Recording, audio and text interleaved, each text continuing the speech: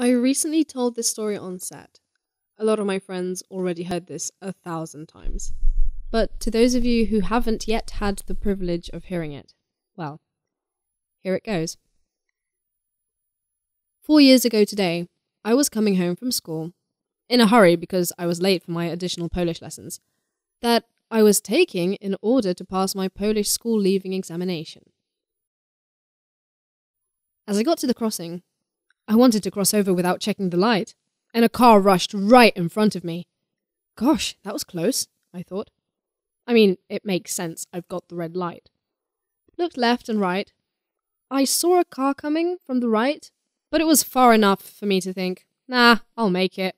I'm on rollerblades. I'm invincible. I rushed out into the street.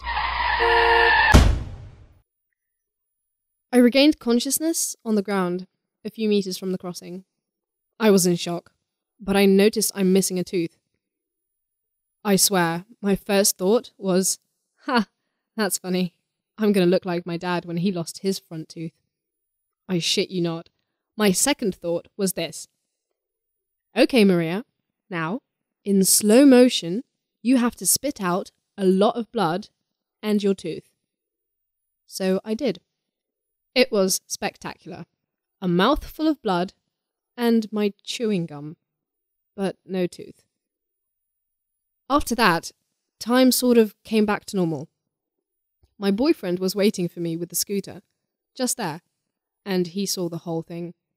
He was the first one next to me, screaming at me, actually. What the fuck did you do? Why? Oh my god, say something! Are you alive? Are you okay? My first words to him were, tell my teacher I'm going to be late. Actually, it sounded a bit more like, Pavel, tell my teacher I'm gonna be late for class. And suddenly there was loads of people around me. The poor sod who just hit me stopped his car at the bus stop, jumped out, scared shitless, asking me if I'm alive and apologizing. Someone shouted to call the ambulance. A woman came rushing to me with a pillow to stick under my ass, saying she's a doctor. Some other woman saying she's a nurse and she can help.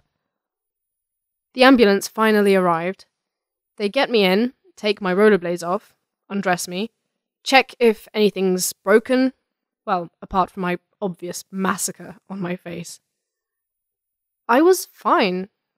They were asking me questions like, do you know who you are? Do you know what happened? Do you remember when you were born? All sorts of ridiculous questions, really.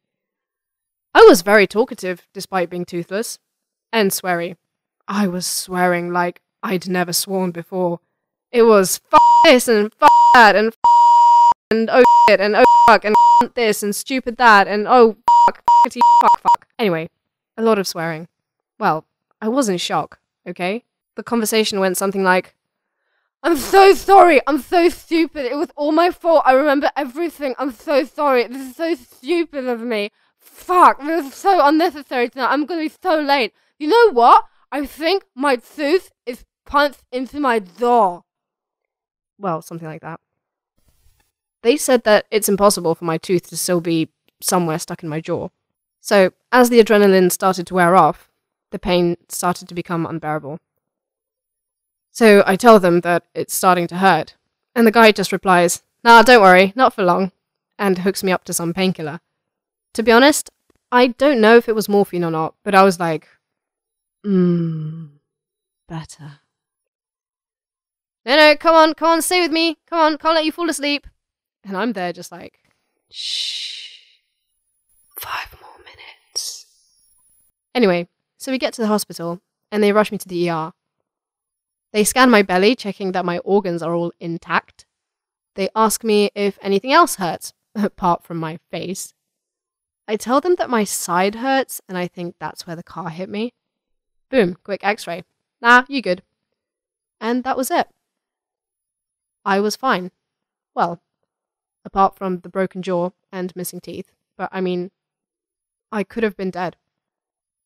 Or worse. I could have broken my spine and never been able to walk again.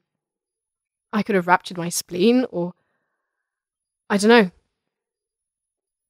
Anyway, I spent a week in hospital, Had an operation 2 days after the crash, removing shards of my bone and teeth from my gums. It was horrible. It was the most painful experience in my life. They didn't put me to sleep for the operation. They injected some anesthetic, but I was bleeding so badly it just flowed right back out. So I felt everything. I was screaming, well, wailing like a dog, being skinned alive. My poor mum was on the other side of the door, losing her wits.